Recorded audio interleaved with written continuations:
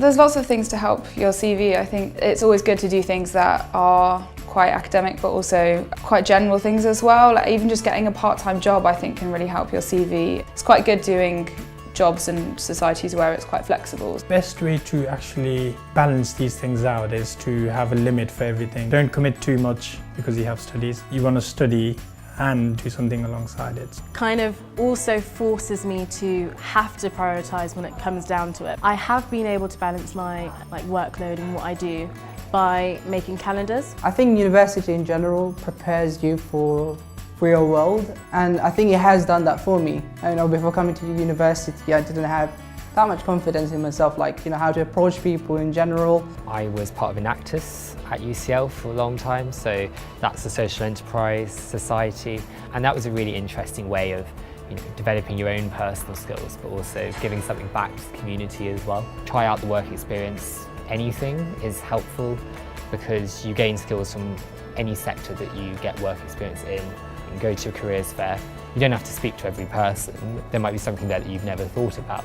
Also UCL Careers is really helpful too. So I remember when I applied to GSK, I got my application questions reviewed and then had a practice interview. You can network through societies, through your contacts within the staff, and of course UCL Careers. Now that's something I used extensively when I was here. So use that time at university and outside in some of the other things that you do to try and build some of those transferable skills. And those could be things like communication, teamwork, problem solving. Explore everything. Ask the experts in your field. Do lots of shadowing, go for work experience, do internships, whatever you can get your hands on. So for us, because we're such a small team, we actually look a lot at people that can work independently. When students have to complete dissertations, they are doing the project from start to finish.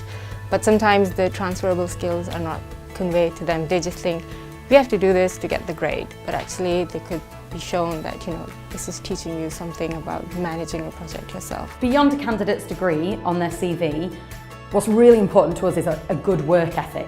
So that can be volunteering whilst you're at university, it can be having a part-time job in a restaurant, it could be being part of a club or a society. Anything brings that excellent perspective and that uniqueness to our organisation. So I think it's really important that students don't just list the experiences that they've done on their CVs whilst they've been at university. It's really important that you break down exactly what you gained from that experience, what type of skills you gained from there, and also try to match those skills to the skills of the employer of your choice. A really good way to show your skills is by using the STAR technique when speaking about it. The STAR technique allows you to explain what the situation was, what the task was, what the action you did was, and what the result was. I think commercial awareness is a really good skill and competency to use and to develop whilst at university.